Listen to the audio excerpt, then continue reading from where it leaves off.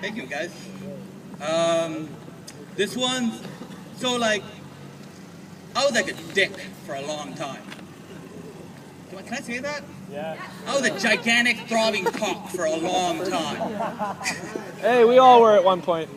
Well, maybe not all of us. Most of us. I thought you said unpack like a Pakistani comment. I'm like, but Don't whip it out. no, I'm not. Whip out the This is my Pakistanis. cock. Yeah. So one of the things that happens to artists and creative people, and I think all of us are creative people and are artists. And you know, when you get creative and you search for an alternate thought process, you have to get diverged onto that course. And sometimes it takes hurt, sometimes it takes inspiration, but for a lot of beautiful, innocent, sweet people, it's hurt. And hurt can create some of the greatest artists. But one of the risks that we face being creative and artistic people is that, you know, we feel that our stories are worthy enough of being a story. It's worthy enough of addressing and delivering to people so that they can experience and share in that emotion. Just because we have the ego that, you know what, there had to have been a purpose for all this shit that I've been through. Like there had to be a reason for it. Sometimes you can get really angry and you can become a bad person.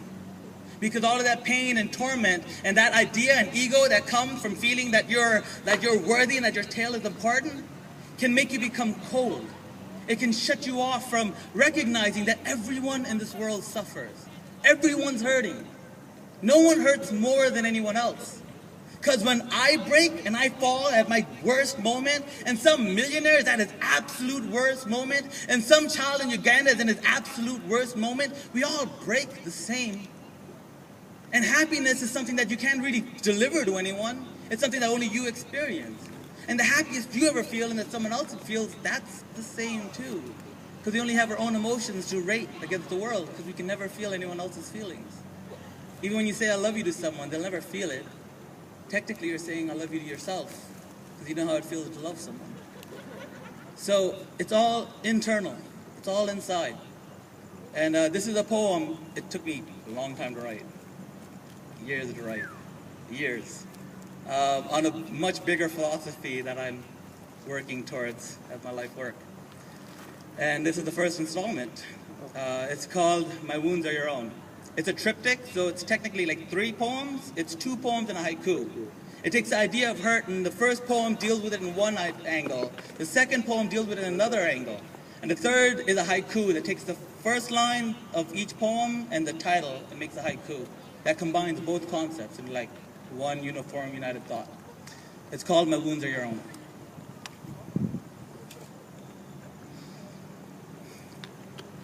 One, my beautiful scars.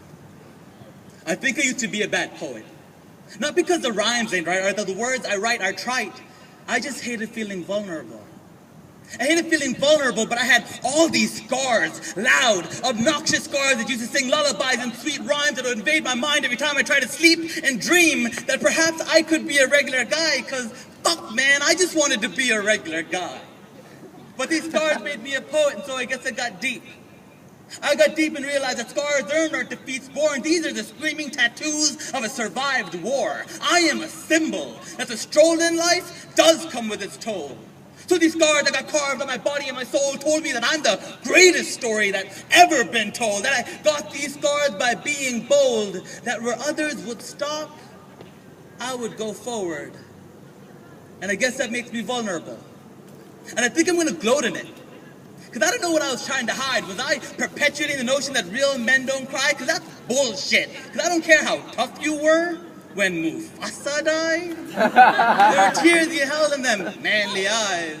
Don't lie, my brothers. Don't lie. These scars I got, I swear they look just like yours. Perhaps we all need to take a look inside. Lift this ruse of perfection and set it aside. We could all be so much closer if we just realized that we're all hurt. 2, grow beyond the fragile skin. I no longer believe in hierarchies of hurt. My pain and your pain, to me it's all the same, see? Your eyes only knows what your brain has seen, and the deepest burden your heart can ever carry can never be anything greater than your own.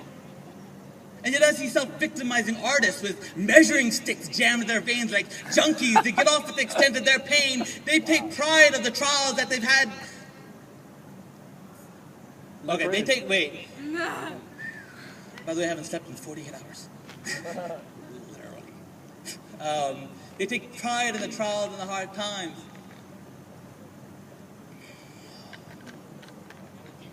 But don't fall into the crime of thinking you're alone. That your burdens are your own, that no one ever can know the weight of sorrow you bear in your soul. Yes, my brother, shit, life is a toll, but fuck, we're all short a few cents. The fact that you think you're worse off than someone else, it just doesn't make sense. If we're all bleeding, does it matter who's bleeding less? So let us calibrate our pains. Make all of our burdens equal the same. Because, brother, don't you see? Everyone in this world, they're just running. My beautiful scars grow beyond the fragile skin. My wounds are your own. Let's go. Thank you. Hey!